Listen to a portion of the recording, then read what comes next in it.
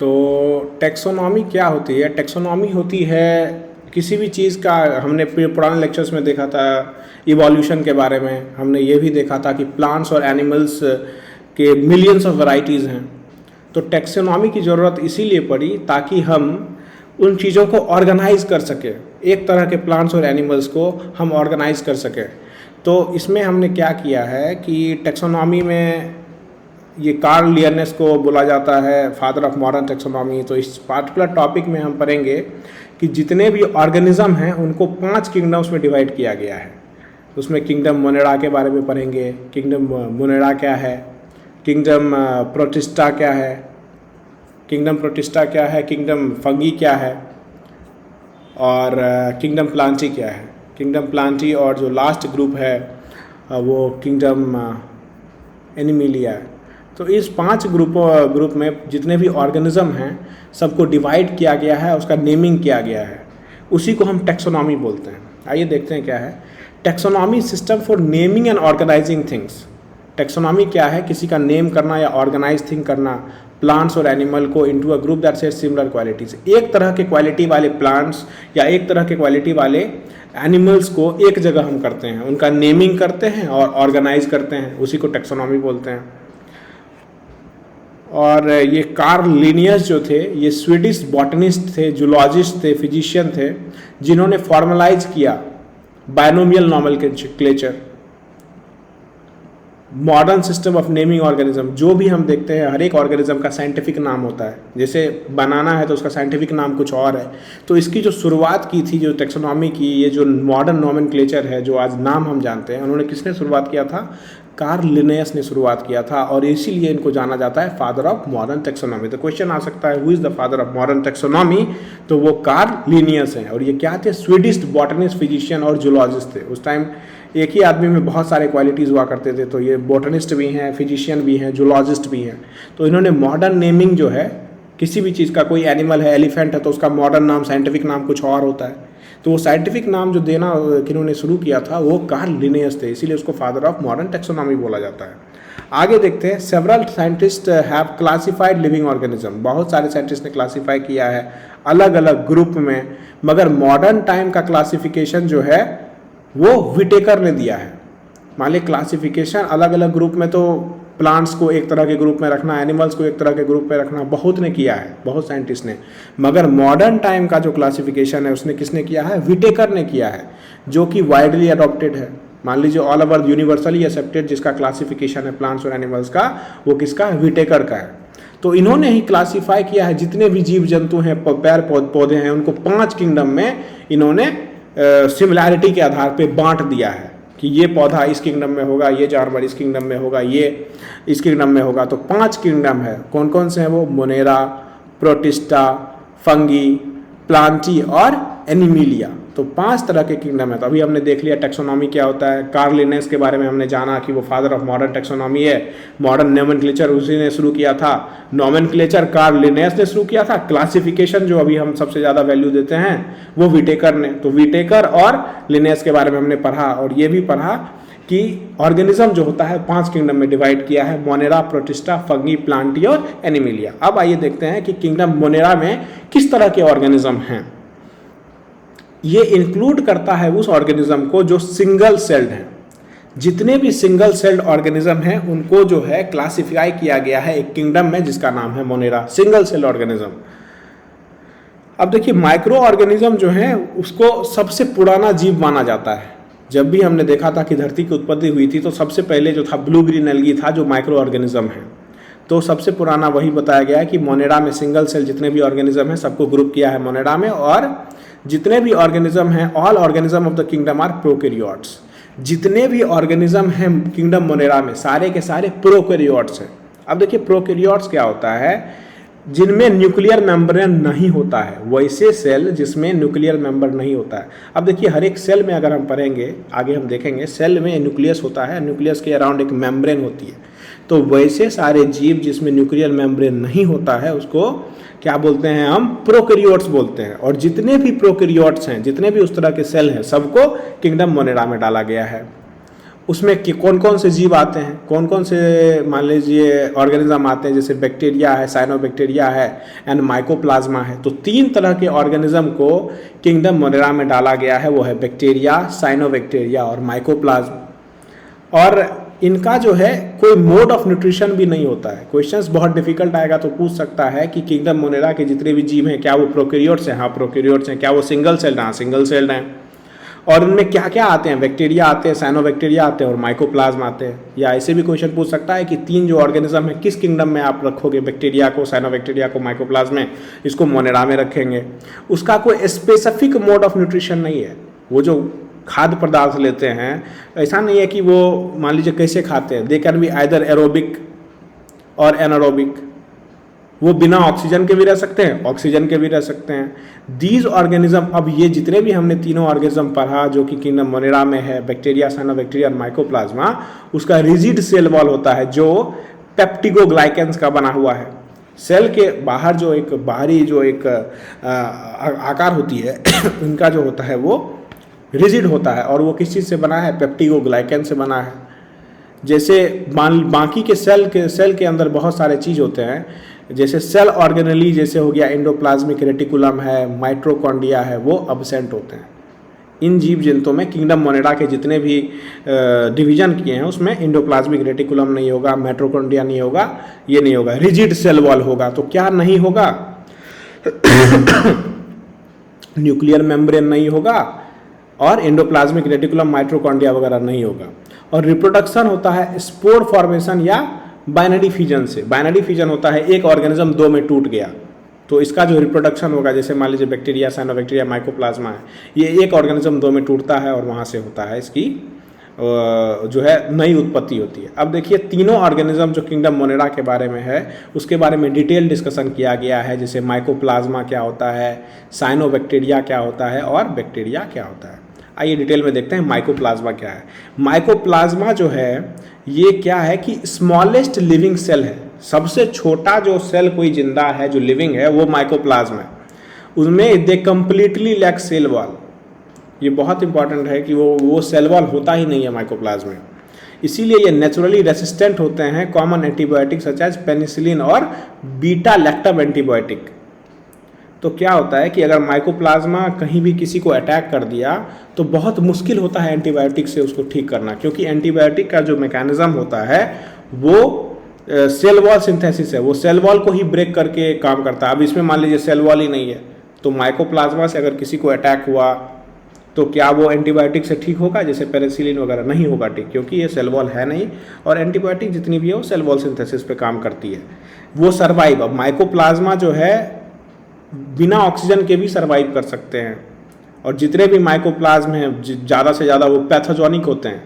पैथोजोनिक in the sense कि वो बीमारी क्रिएट करते हैं, एनिमल्स में भी प्लांट्स में भी। जैसे एग्जांपल है एम न्यूक्लाई। न्यूक्लाई जो है निमोनिया ह्यूमन बींग में क्रिएट करता है, तो ये एक माइकोप्लाज्मा है और ये बीमारी क्रिएट करता है। और इस कौन से किंगडम के बारे में हम बात कर रहे हैं? किंगडम मोनेरा के बारे में हम बात कर रहे हैं। आगे आइए आगे देखते हैं साइनोबैक्टीरिया क्या होता है।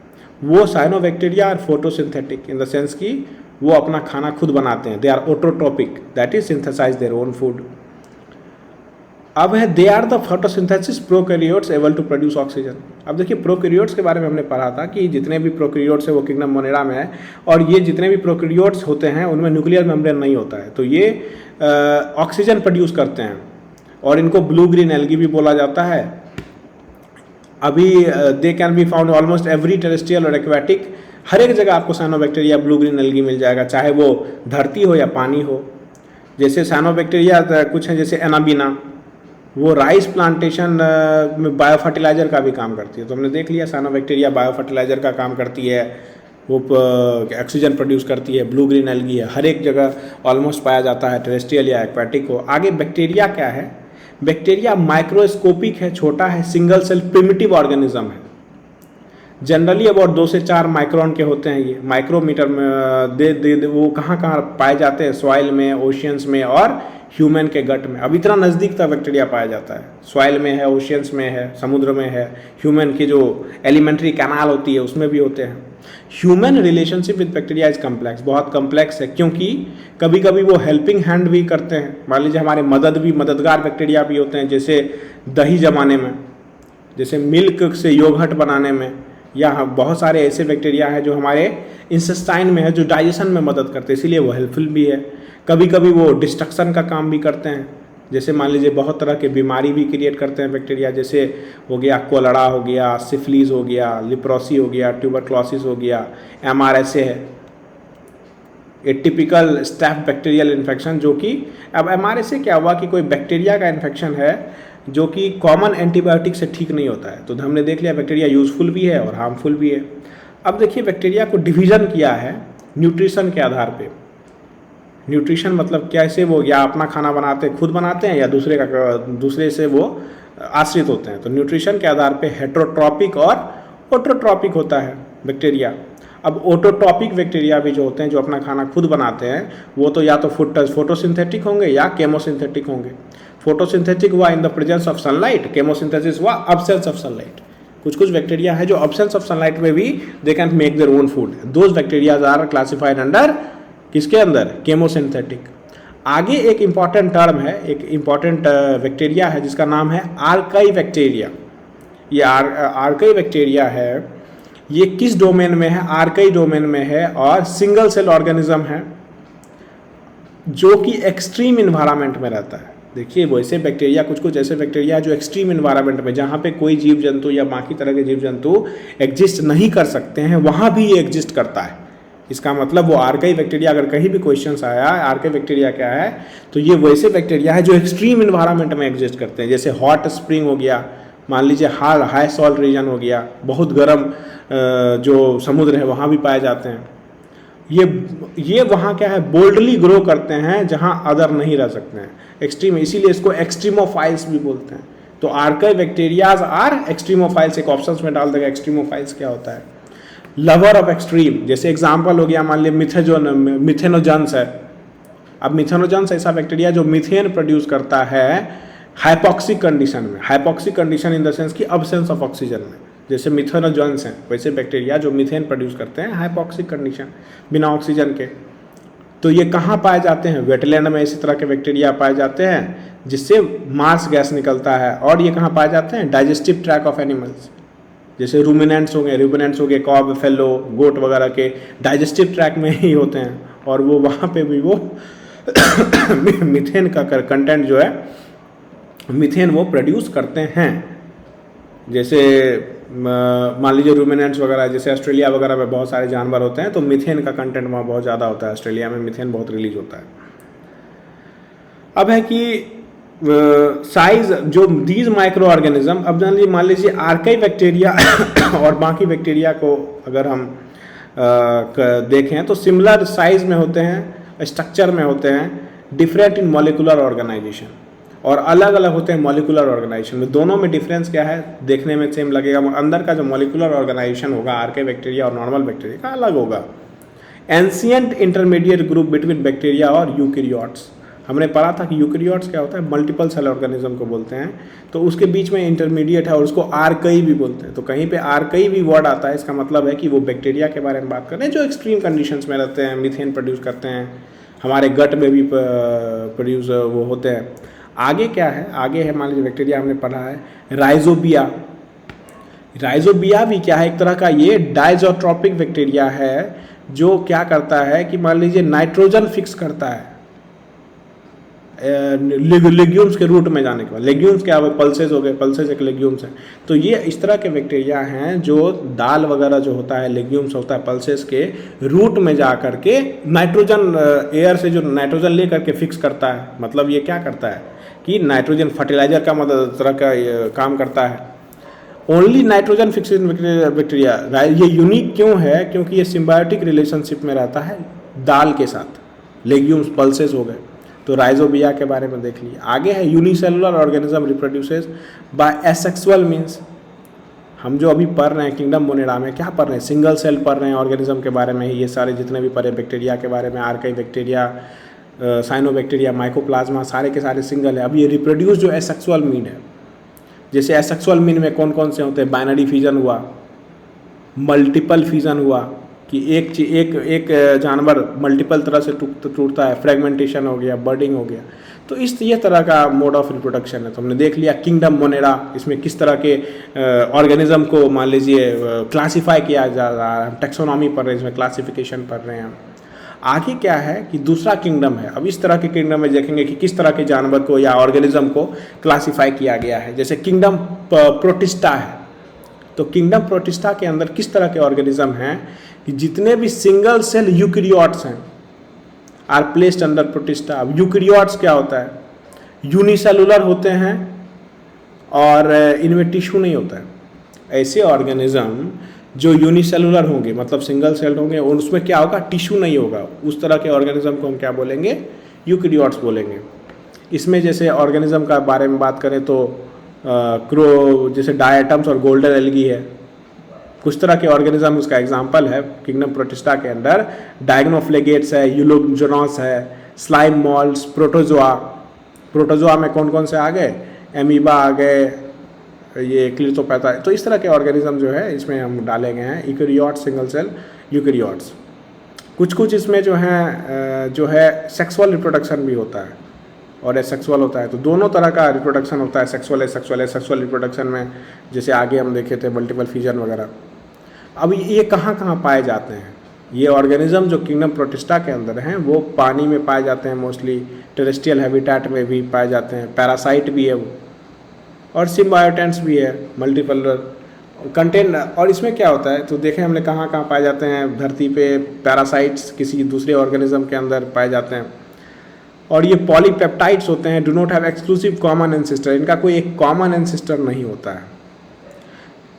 Significant parasite pathogen of animals, कुछ क्या होते हैं, अब इसमें भी देखें कि हमने बीमारी क्रिएट करने वाले भी पैथोजन्स होते हैं। बीमारी क्रिएट वाले मान लीजिए पैथोजन है एनिमल्स के लिए, जैसे मलेरिया वगैरह क्रिएट करता है ह्यूमन में प्लाज्मोडियम। तो प्लाज्मोडियम को किस, ये जो भी ऑर्गेनिज्म है प्लाज्मोडियम, ये मलेरिया क्रिएट करता है, इसको कहाँ डाला गया है? किंगडम प्रोटिस्टा में डाला गया है।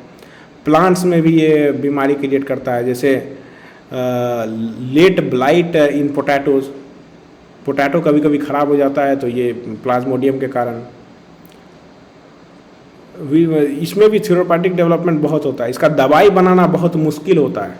मान लीजिए हमने देखा था कि आगे भी माइकोप्लाज्मा के केस में भी बहुत मुश्किल होता है, क्योंकि सेल वॉल नहीं होता है, जितने भी एंटीबायोटिक सेल वॉल पे करते हैं। और इसका जो है दवाई बनाना क्यों मुश्किल होता है? क्योंकि ये हार्म करते हैं होस्ट को भी।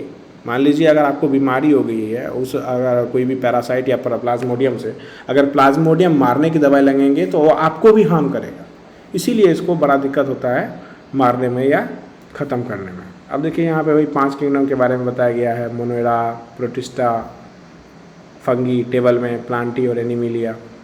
तो ये दिखाया गया है जो कि हम डिटेल में देख रहे हैं। और ये क्लासिफिकेशन किसने दिया है 5 किंगडम में? विटेकर ने दिया है। आगे देखिए, आगे क्या है? किंगडम फंगी है। तो फंगी प्लूरल वर्ड है फंगस के लिए। फंगी क्या है? प्लूरल वर्ड है, और ये भी यूकेरियोट्स होते हैं। ये भी क्या होते हैं? यूकेरियोट्स होते हैं, यानी कि मतलब टिश्यू नहीं बनाएगा, इसमें कोई भी टिश्यू नहीं बनता है। और इसका हमने पहले भी देखा था पुराने लेक्चर में कि फंगी का स्टडी को माइकोलॉजी बोला जाता है। Mycology is nothing but study of fungi. Fungi में क्लोरोफिल नहीं होता है, वस्कुलर बंडल भी नहीं होता है। ये हेट्रोट्रॉप है इन द सेंस कि ये दूसरे को कंज्यूम करते हैं, खुद खाना नहीं बनाते हैं। डिजॉल्व मॉलिक्यूल ये खाते हैं, secreting juices enzyme into environment. अब ये इनका भी जो है रिप्रोडक्शन दोनों तरह से होता है, सेक्सुअली और एसेक्सुअली, यानी कि ये गैमेट्स भी से भी बनते हैं और बाकी भी एसेक्सुअल तरीका हमने बहुत सारा देखा कि मल्टीपल फिजन, फ्रेगमेंटेशन वगैरह से। अब इसमें एग्जाम्पल क्या क्या है? मान लीजिए फंगी का एग्जाम्पल क्या होगा? यीस्ट, मोल्ड, मशरूम, ये सारे एग्जाम्पल हैं। अब यीस्ट के बारे में बताया गया है कि ये इस division ascomycetes of the kingdom fungi. अब फिर फंगी के अंदर भी क्लासिफिकेशन है, एसोमेटाइट्स, उसमें यीस्ट बिलोंग करता है। अब जितने भी यीस्ट हैं उसका जो एसेक्सुअल है मिटोसिस से, बर्डिंग प्रोसेस से। तो ईस्ट का मान लीजिए एक ईस्ट से दूसरा ईस्ट कैसे बनेगा? तो एसेक्सुअल है। मिटोसिस मतलब टूटना, अब ईस्ट के बारे में हम पढ़ लिए। अगला है मोल्ड। मोल्ड जो है कैसे ग्रो करता है? मोल्ड ग्रो करता है hyphae in form of multi cellular filament hyphae. In contrast yeast develop single cell growth of habit. ये बायोडिग्रेडेशन ऑफ नेचुरल मटेरियल। अब ये देखिए नेचुरल मटेरियल वगैरह भी जो उसको भी ये सड़ा गला करके गायब कर देता है, जो अनवांटेड मटेरियल है, डैमेज वगैरह फर्नीचर वगैरह हो गया तो ये उसको क्या करेगा, मोल्ड लग जाता है। हमने देखा है कि गोबर छत्ता, उसको हिंदी में बोलते हैं कि कोई छत्ता टाइप जो लग जाता है पुराने कुर्सी वगैरह में हम देखे होंगे, तो वो क्या है, मोल्ड है। तीसरे तरह का जो किंगडम है फंगी, वो मशरूम है। मशरूम इस पार्टिकुलर बेसिडोमाइट्स के किंगडम से डिफेंड करता है। फ्लेसी होते हैं, फ्रूट होते हैं, एबव ग्राउंड होते हैं और ये सॉइल में होते हैं। अब मशरूम कहाँ, हम मशरूम खाते भी हैं, तो मशरूम का यूज़ हम कुकिंग में भी करते हैं। मान लें मगर कुछ कुछ जो है मशरूम के स्पेसीज जैसे अमांटिका फेलॉइड्स हैं, ये इसको डेथ मशरूम बोला जाता है। तो मशरूम कुछ कुछ हार्मफुल भी हैं, कुछ कुछ फ़ायदेमंद भी हैं। आगे अगर देखा जाए तो ये डायमॉर्फिक फंगी है। डायमॉर्फिक फंगी है जो कि मॉल्ड और ईस्ट दोनों के फॉर्म में रहता है। आगे हमने मॉल्ड पढ़ा, ईस्ट पढ़ा, अलग अलग, या सेक्सुअल होता है, मॉल्ड और ईस्ट पढ़ लिया। आगे ये डायमॉर्फिक फंगी क्या है कि ये दोनों के फॉर्म में एग्जिस्ट करता है। जैसे ये जो है हार्मफुल होता है ह्यूमन के लिए रूम टेम्परेचर पे, ह्यूमन बॉडी टेम्परेचर पे। आगे कुछ कुछ है जैसे सिम्बायोटिक रिलेशनशिप में रह रहे हैं, जैसे माइकोहेजाई है। तो माइकोहेजाई एक इंपॉर्टेंट क्वेश्चन बन सकता है कि ये फंगस और प्लांट के बीच में जो है सिम्बायोटिक रिलेशन है, उसको बोलते हैं माइकोहेजाई। कि एक फंगस है, एक प्लांट है, पीएफ की तरह याद कर सकते हैं, फंगस और प्लांट है। लीचन क्या होगा, फंगी और एल्गी। लीचन भी क्या है, फंगी और एल्गी के बीच में एक सिम्बायोटिक रिलेशन। तो फंगस कॉमन है, उसमें एक प्लांट होगा माइकोहेजाई में, और लीचन में क्या होगा कि फंगी और एल्गी होगा। तो ये सब जो है रिलेशन है। आगे मान लीजिए हमने दो देख लिया, दो किंगडम देख लिया, समझ लिया, किंगडम प्रोटिस्टा और किंगडम मोनेरा हमने देख लिया, कितने और तरह के ऑर्गेनिज्म है उसमें, और ऑर्गेनिज्म की भी विशेषताएं हमने देख ली। लीचेंस और माइकोहेजाई जो इनका एग्जाम पॉइंट ऑफ व्यू से बहुत इंपॉर्टेंट है, वो पूछ लेगा फंगस प्लांट किस में होता है, माइकोहेजाई में होता है, लीचेंस में फंगस और एल्गा होता है। अगला क्या है हमारा कि किंगडम प्लांटी। आइए देखते हैं इसमें कौन से ऑर्गेनिज्म को डिवाइड किया गया है वैसे, और कि वो जो भी ऑर्गेनिज्म है वो कितने हार्मफुल है हमारे लिए या कितने यूज़फुल हैं, वो उसके बारे में हम पढ़ेंगे। अब ये भी जो है यूकेरियोटिक सेल से बने होते हैं और मल्टी सेलुलर होते हैं। अभी तक जो हमने दोनों देखा वो सिंगल सेल ही थे, किंगडम प्रोटिस्टा और किंगडम मोनेरा जो था, ये दोनों सिंगल सेल ही था। अभी जो देखते हैं वो क्या है, मल्टी सेलुलर होते हैं। इनमें सेल वॉल होता है जो सेलुलोज से बना होता है किंगडम प्लांटी में, और ऑटोट्रोपिक होते हैं वो। प्लांटी मतलब प्लांट ही हो गया एक तरह से, ये समझिए कि ऑटोट्रोपिक मतलब they make their own food through the process of photosynthesis, photosynthesis की मदद से, और इनमें क्लोरोप्लास्ट होता है। अब इनका डिवीजन जो है इस तरह से किया गया है कि मान लीजिए कैसे डिवाइड किया गया है कि एल्गी है, उसमें ब्रायोफाइटा है, पेट्रिडोफाइटा है, जिम्नियोस्पर्म है और एंजियोस्पर्म है। तो इसका इस तरह से डिवाइड किया है किंगडम प्लांटी में, एल्गी, ब्रायोफाइट्स, पेट्रिडोफाइटा, जिम्नियोस्पर्म और एंजियोस्पर्म। आगे देखिए क्या है कि पीचर प्लांट। अब अलग अलग हम अभी जो देखेंगे अलग अलग तरह के स्पेसिफिक प्लांट्स के बारे में हम जानेंगे कि किस तरह के प्लांट्स होते हैं और उनका क्या काम होता है। जैसे ये जो है ना पीचर प्लांट अपना खुद फूड बनाते हैं, इंसेक्टिवोरस हैं।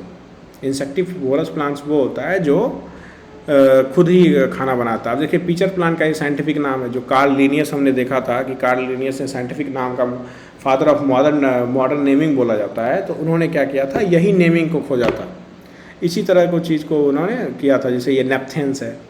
पीचर प्लांट सॉइल में होते हैं, वहाँ ग्रो करते हैं जहाँ लैक ऑफ नाइट्रोजन है। तो पूछ सकता है कि ऐसा कहाँ प्लांट है या कौन सा प्लांट है जो नाइट्रोजन से लैक रहता है फिर भी ग्रो करते हैं। अब ये नाइट्रोजन का रिक्वायरमेंट कहाँ से पूरा करते हैं, तो ये इंसेक्ट्स को खाते हैं ये प्लांट। अब यहाँ देखिए आगे दिया है कि नाइट्रोजन का रिक्वायरमेंट के लिए ट्रैप करता है इंसेक्ट, क्योंकि वो इस सॉइल में ग्रो करता है, because they grow in such soil which is deficient in nitrogen. आगे क्या है, जेरोफाइटिक प्लांट्स। अब देखिए ये जेरोफाइटिक प्लांट्स क्या होता है, सर्वाइव करता है जिसमें कम पानी हो। मान लीजिए जो वैसे पौधे वैसे जीव जो है प्लांटी जो सर्वाइव करते हैं कम पानी में, उसको जेरोफाइटिक प्लांट्स बोलते हैं। जैसे कम पानी कहाँ है, जहाँ डेजर्ट है, जहाँ आइस है, जहाँ स्नो है।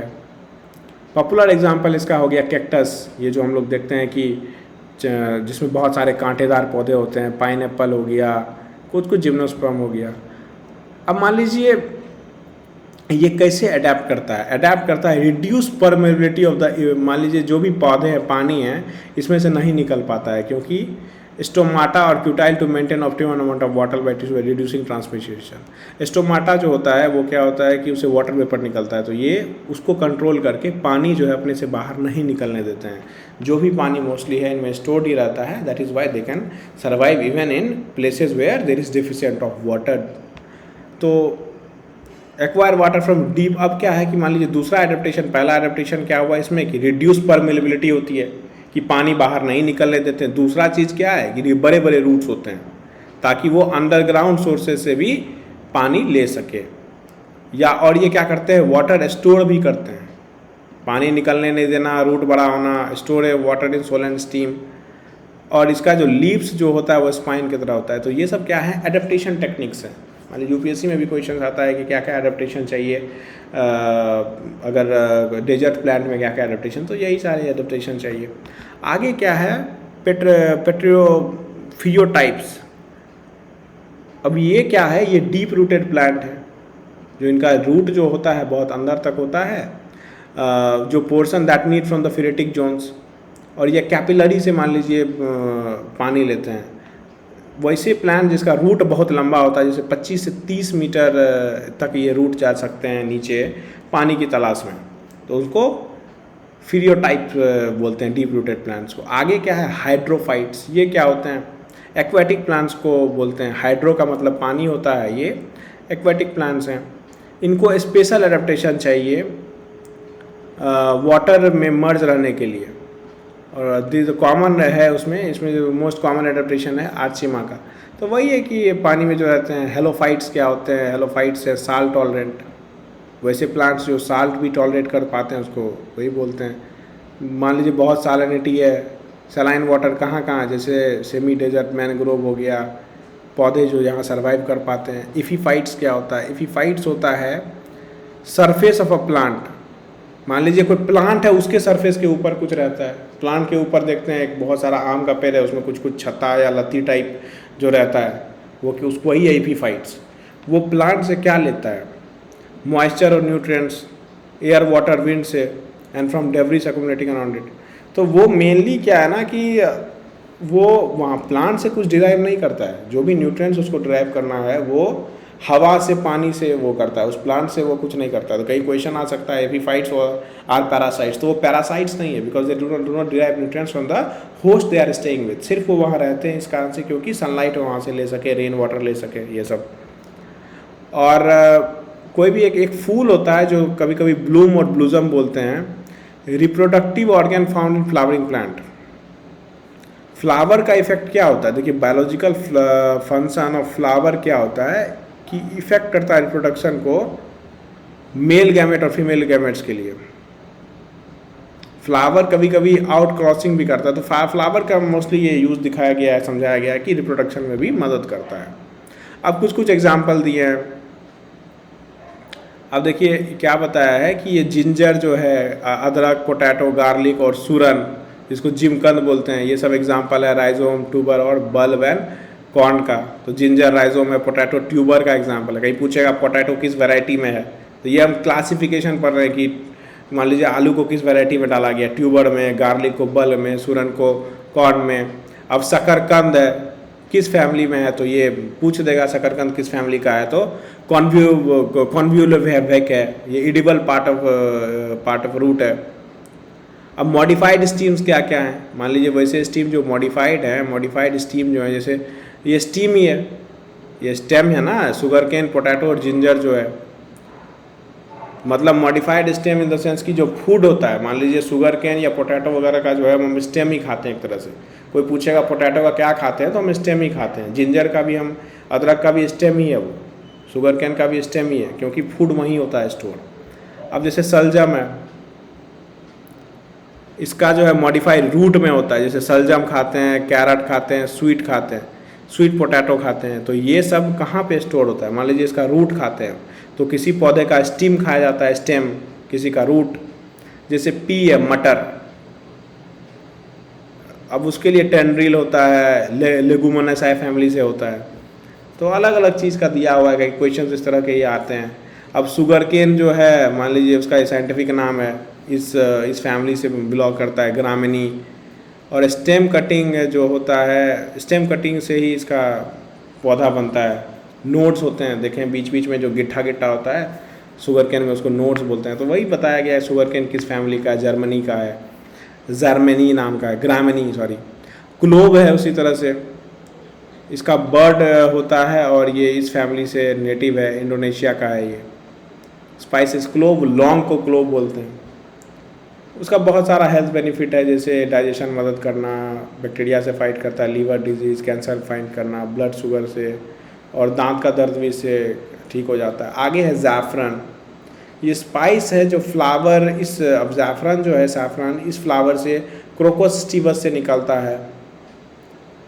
Dried to be use mainly seasoning और कलरिंग है। अब देखिए ज़ैफ़रन का काम क्या होता है ना, मेन रुआवजा टाइप में कुछ कलर एजेंट हो की तरह इसको फूड में यूज़ किया जाता है। तो पूछ सकता है यूज़ भी कि किस फैमिली से है, क्रोकस स्टीवस के फैमिली से में इसको रखा गया है और इसका कलरिंग एजेंट की तरह यूज़ कर सकते हैं।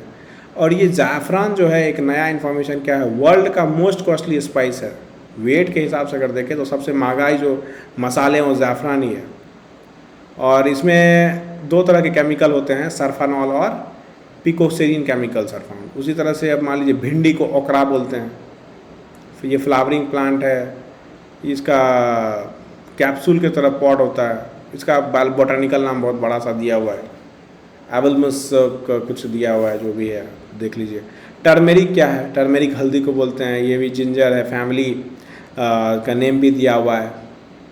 इसका जो सूट होता है, जो ऊपर वाला स्टीम होता है, वही हम खाते हैं, एडिबल प्लांट। अब इसमें टर्मेरिक में क्या होता है, ये देखिए एक पिगमेंट होता है कुरकुमीन, जो एंटी इन्फ्लेमेटरी होता है, एंटीऑक्सीडेंट प्रॉपर्टी होता है। तो ये कुरकुमीन एक जो पिगमेंट है, जो एक इम्पॉर्टेंट पिगमेंट है, उसके कारण से इसकी वैल्यू ज़्यादा टर्मेरिक की है कि वो एंटी इन्फ्लेमेटरी होती हैं, ज्वलन से बचाती है, जैसे सिरोसिस है। अब ये जो फ्रूट है वो मलबेरी में होता है, पाइनएप्पल में होता है, जैक फ्रूट में होता है। सिरोसिस जो है दिस टाइप ऑफ फ्रूट, तो ये सिरोसिस। उस तरह से नट है, नट में क्या होता है कि फ्रूट नट होता है जो इनएडिबल और सेल होते हैं इसमें, है ना, एक बीज होता है, बीज को खा सकते हैं, जैसे कैश्यू है, ट्रापा है, नट है। अब लाइसी, लाइसी क्या है, अब ये लीची को ही बोलते हैं, सीनस लीची का सोल मेंबर है, फैमिली नाम वगैरह दिया, एडिबल पार्ट होता है। It is a drupe externally covered with pink red rough texture, easily removable. वही है कि ऊपर से लीची को हटा करके आगे खा सकते हैं। उसी तरह से पोम दिया हुआ है, पोम क्या है, जिसमें फ्लैशी इन लार्ज रेप्टिकल्स होते हैं, जैसे सेब वगैरह को जो है कहाँ क्लासीफाई किए गए हैं, सेब को जो है पोम या पियर्स में। तो पेम वही पूछ सकता है कभी कि सेब किस कैटेगरी में हम टेक्सोनॉमी में डालते हैं। टेक्सोनॉमी वही है, नेमिंग करना, क्लासीफाई करना एक तरह के चीज़ में। तो पोम जो वैरायटी है उसमें सेब और पियर्स वगैरह आते हैं। उसी तरह से पेप्पो है, पेप्पो वैरायटी किसके लिए है, जो फ्लैशी होते हैं, इंटीरियर हार्ड होते हैं, जो जैसे मेलन, स्क्वैश, कुकुम्बर वगैरह को पेप्पो नाम का डाला गया। उसी तरह से क्विनीन है, क्विनीन क्या है, मलेरिया के लिए यूज़ होता है, ये दवाई है क्विनाइन। अब ये पूछ सकता है किन्सोना ट्री, क्विनाइन जो है किस ट्री के बाग से बनते हैं, किन्सोना ट्री, और ये फैमिली कौन सा है, रूबीसेई। तो क्विनाइन के बारे में पढ़े, पेप्पो के बारे में पढ़े कि इसमें कुकुम्बर वगैरह होता है, उस कैटेगरी में डाला जा गया है। आगे क्या है, आर्टेरेशर, ये एंटी मलेरिया ड्रग है, drive from artemisinin sesquiterpene lactone isolated from. ये मलेरिया के लिए अभी तक हमने जो भी देखा, क्विनाइन या आर्टेर देखा, ये सब मलेरिया, एंटी मलेरिया ड्रग हैं। आगे भी देखते हैं, जैसे मान लिया मलेरिया के लिए जो और दवाई यूज होता है, क्लोरोक्विनाइन, प्रीमाक्विनाइन, एटोबिक्विनोन, क्विनाइन वगैरह जो भी है इसके लास्ट में है, मलेरिया के लिए यूज। उसी तरह से रेटिंग क्या है, moisture of a plant to dissolve rot away much of the cellular tissues and separation of fibre. देखिए रेटिंग क्या होता है ना, मोस्टली जूट में रेटिंग होता है। जूट हेम्प वगैरह का जो है ना वो प्रोसेस है जिसमें से फाइबर निकालते हैं। जैसे जूट है, हेम्प है, सन है, इसमें क्या होता है कि इसको पानी में बहुत देर तक रखा जाता है, सनलाइट में छोड़ा जाता है, जिससे वो ढीला हो जाता है और उसका उससे प्लांट से जो है फाइबर निकाल सकते हैं, उसी प्रोसेस को रेटिंग बोला जाता है। अब देखिए कॉटन जो है वो फ्लफ़ी होता है, देखें हम लोग सारे कॉटन किस तरह से होते हैं, सीड होते हैं, केमिकल कंपोजिशन उसका दिया है, कितना सेलुलोज, पानी कितना होता है, प्रोटोप्लाज्म कितना होता है, फैट और मिनरल्स कितने होते हैं। अब पपाया का बॉटनिकल नेम पूछ दिया क्या होता है, तो लास्ट में देखिए सरिका पपाया, पपाया लास्ट में दिया हुआ है। अब एंजाइम पेपाइन जो है जो डाइजेशन ऑफ प्रोटीन में मदद करता है। पपाया येलो है, येलो क्यों होता है, क्योंकि उसमें ये ज़ैंथोफिल पिगमेंट होता है। तो ये हमने देख लिया, डाइजेशन ऑफ प्रोटीन, एंजाइम होते हैं उसमें जो प्रोटीन डाइजेशन मदद करता है, और उसमें क्या होता है, येलो क्यों होते हैं, क्योंकि उसमें एक पिगमेंट होता है। आगे है रेड एप्पल में कलर इस पिगमेंट के कारण होता है। एप्पल जो लाल होता है क्योंकि एंथोक्यानाइन पिगमेंट होता है। सब क्वेश्चन डायरेक्टली आ जाते हैं कि एप्पल लाल क्यों होता है, किस पिगमेंट के कारण, तो ये एंथोक्यानाइन पिगमेंट है। Pigment found in some other edible plant, जैसे हो गया मान लें कि कैरोट में क्या होता है, कैरोटीन, उसी तरह से टमाटर में लाइपोसिन होता है, और टर्मेरिक में ज़ैंथोफिल होता है, बिटानिन होता है चुकंदर में। तो ये सारे पिगमेंट ये सब में पाए जाते हैं। अब देखिए अफीम के बारे में क्या दिया है, अफीम ड्राइड लेटेक्स होता है, जो अफीम का पॉपी होता है, उसी से अफीम करते हैं। अब 12% जो अफीम है कहाँ से निकाला जाता है, अल्कलाइड मॉर्फिन से, जिसको प्रोसेस करके हीरोइन बनाते हैं, या जो भी सिंथेटिक ओपाइड्स हैं, मेडिसिनल यूज़ भी है और इलीगल ड्रग ट्रेड भी अफीम का है। तो अफीम कहाँ से लेते हैं, पॉपी से लेते हैं, और ये हीरोइन वगैरह भी बनाया जाता है। अब उसमें कोडीन और ये दो जो है क्लोजली रिलेटेड, ये दोनों सब्सटेंसेस होते हैं। अनराइप फ्रूट, मॉर्फिन कहाँ से निकाला जाता है, जो पके हुए फ्रूट्स नहीं है उससे। अब मान लीजिए गार्लिक और ऑनियन जो है उसका एक अलग तरह सा पंजेंट सुगंध होता है। गार्लिक मान लीजिए लहसुन हो गया, ऑनियन प्याज का, जो क्यों होता है ऐसा, क्योंकि सल्फ़र रहते हैं उसमें, सल्फ़र वाले केमिकल के कारण ही। तो पूछ सकता है किस केमिकल के कारण ये गार्लिक और ऑनियन का जो है स्मेल कुछ अलग जैसा होता है, क्योंकि उसमें सल्फ़र होता है। जैसे only garlic both can be bad breath even odour breath. मान लीजिए कुछ कुछ जो है अगर आप प्याज खाते हैं तो अलग से गंध आती है, हमारे बैड ब्रीथ आती है। क्यों आती है, क्योंकि उसमें ये सब होते हैं, एलिसीन होते हैं, क्योंकि इसमें, और when turn several sulphur containing compounds that give garlic smell. तो उस कारण से जो है सल्फ़र के कारण हमारे मुंह से भी जो है बदबू जैसी सुगंध दुर्गंध आती है। उसी तरह से एलाइल मिथाइल सल्फाइड है, ये सारे जो हैं ऑनियन वगैरह में रहते हैं, गार्लिक और ऑनियन में रहते हैं। जब काटेंगे तो ये निकलता है। जब खाने के बाद क्या होता है, ये ब्लड स्ट्रीम में चला जाता है, और लंग्स और स्किन पोर्स में भी एलाइल मिथाइल सल्फाइड वगैरह सल्फ़र कंपाउंड होते हैं। तो वही ध्यान रखना है कि कौन से कंपाउंड होते हैं जिसके कारण वो बैड ब्रीथ वगैरह होती है। ऑनियन वो है सल्फ़र कंपाउंड और उसमें एलिसीन भी होता है। आगे अगर देखें तो वो है सिलिस्टीन सल्फॉक्साइड है। अनप्लीजेंट सुगंध जो होती है इसके कारण होती है। ये फ्लेवर टू द मील और हेल्थ बेनिफिट भी बहुत सारा है।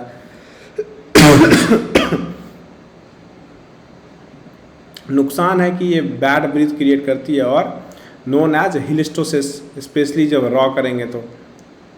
ऑनियन में जो होती है ये सल्फ्यूनिक एसिड होती है, जिसके कारण ये आँख से जो आंसू आती है, या टीयर्स या इरिटेशंस होती है, क्यों आती है, सल्फ्यूनिक एसिड के कारण, वो भी एक सल्फर कंपाउंड है। उसी तरह से कैप्सिसिन है, चिली का जो चिली पेपर जो है इतना कड़वा लगता है या शार्प टेस्ट होता है, किस कारण से होता है, कौन से केमिकल के, कैप्सिसिन के कारण। कंपाउंड का नाम दिया है। स्किन के या म्यूकस के जो मेंबर होते हैं उसके कारण में तो बर्निंग सेंसेशन होता है। अब मान लीजिए इसको भी जो कितना कैप्सिसिन है, ये जो पार्टिकुलर चिली में, मिर्ची में जो ये केमिकल होती हैं उसके कारण ही बहुत जलन होती है। अगर हम खाते हैं या आँख में पड़ गया तो उसके कारण देखिए ये इसका एक स्केल दिया है, स्कोवेली स्केल। पूछ देगा कि ये स्केल किस चीज़ के लिए। अब स्केल पे मेजरमेंट करते हैं कि किस चिली में, मान लीजिए जो चिली जितना तीखा होगा उसमें उतना ज़्यादा कैप्सिसिन की मात्रा है। अब जितना ज़्यादा तीखा होगा कौन से स्केल पे मेजर करेंगे, स्कोवेली स्केल है। बॉटनी में बर्ड होता है, बर्ड जो फूल से पहले वाला स्टेज होता है, अंडर डेवलप एम्ब्रायोनिक सूट।